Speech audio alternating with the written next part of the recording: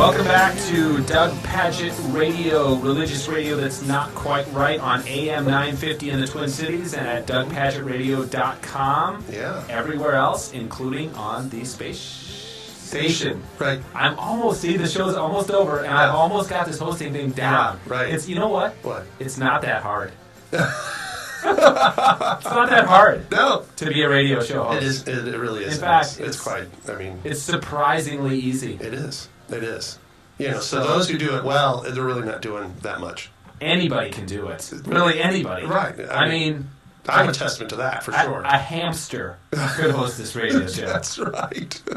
And does at 12 noon on AM 950.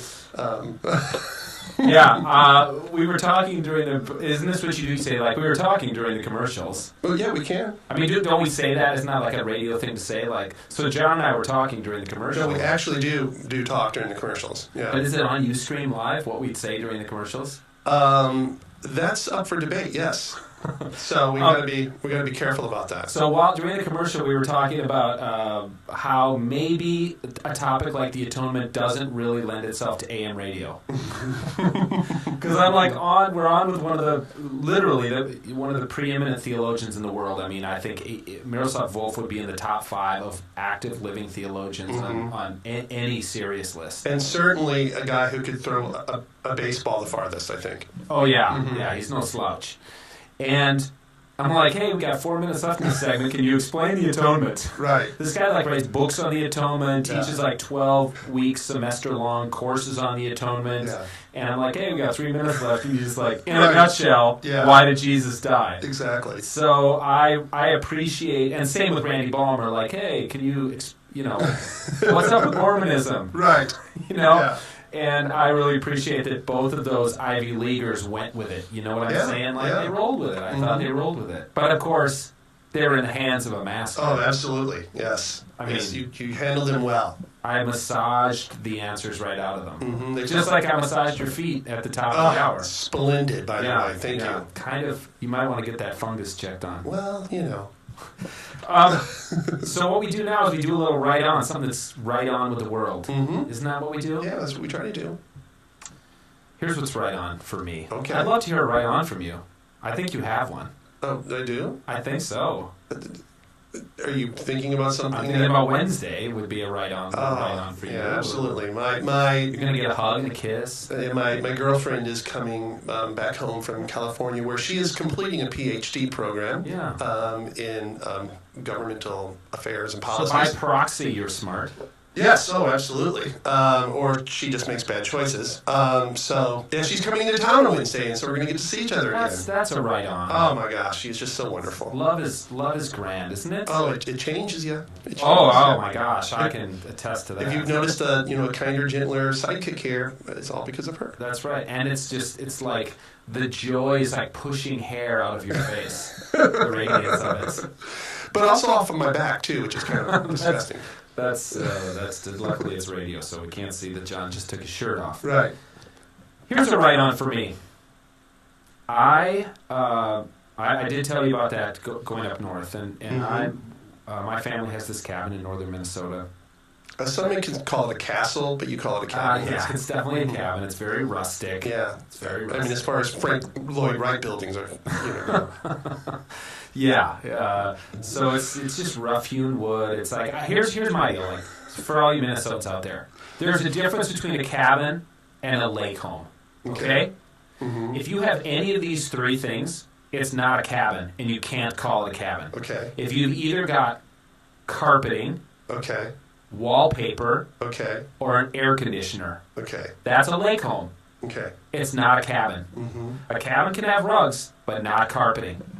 Okay. Cabin does not have wallpaper, except maybe if you bought an old used cabin and there's like some super old, crappy old wallpaper like in the bathroom that was put there in the 1930s or something. Okay, I'll give that a pass. But you can't like have actual wallpaper in the living room or whatever. You have to have like rough-hewn wood that you can get a splinter on if you touch it. Is the fact that your rough-hewn wood is rare Brazilian wood that was hewn roughly by Finnish immigrants, does that change the fact? This is so not true. This is This is slanderous.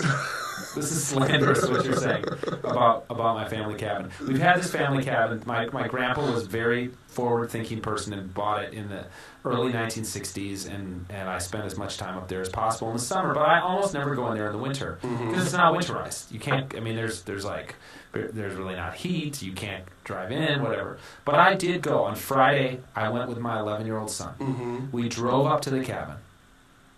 We couldn't drive my old decrepit vehicle. It's got 105,000 miles on it, and I just had to get cylinders replaced last week on. We couldn't drive it in. How much does a headlight cost in one of those vehicles? $200 more than I make in a month. Right. We had to hike in. We hiked in a mile, through knee-deep snow. We got to the cabin. We got a fire going in the fireplace. We threw a pizza in the oven. No running water or anything like that.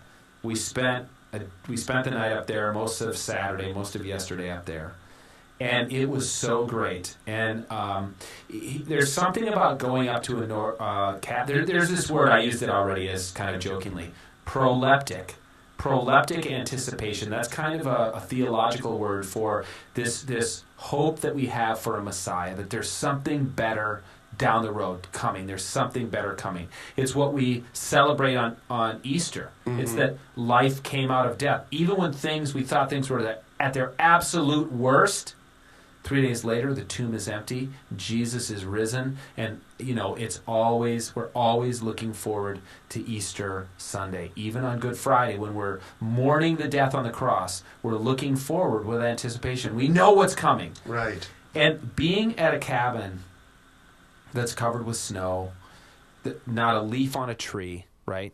No robins singing, no blue jays, nothing. Stillness. And yet, like my son's standing out on that lake. I'm thinking, in 2 months, he's going to be swimming in that lake. He's standing on the ice 2 feet thick. They're ice fishermen, half a mile away. Yeah. And he's going to be swimming on that lake and tubing on that lake, and we're going to be fishing on that lake. But right now, it's frozen, man. It's dead stillness. And so my right on is just like, I'm glad I live somewhere that's got 4 seasons, and I can go up there and think, man, this is going to change. Like, the days are getting longer, right? And the sun is shining, and the snow's going to melt, and we're going to be swimming in this lake in just 2 short months. Not only that, as we were pulling out of the cabin yesterday afternoon, 3 turkeys walking on the side of the road. And you shot all 3 of them, and it was. It's not season, and I would never ever poach. But I just thought that's a good sign. That is God's sign that it is right and good. We should turkey hunt. A Trinitarian sign? Yeah, 3 turkeys. It was Trinitarian. Those 3 turkeys was the Trinity. John, it's been great. Thanks for having me. You did great, Tony. You did. Yeah, thanks. Why don't you take us out so I don't screw it up? Let's finish right. Well, this has been The Ride On, and you've been listening to the Doug Pagitt radio program on AM 950, the progressive voice of Minnesota. And you can listen to us every week at noon, from noon to 2, and at DougPagittRadio.com.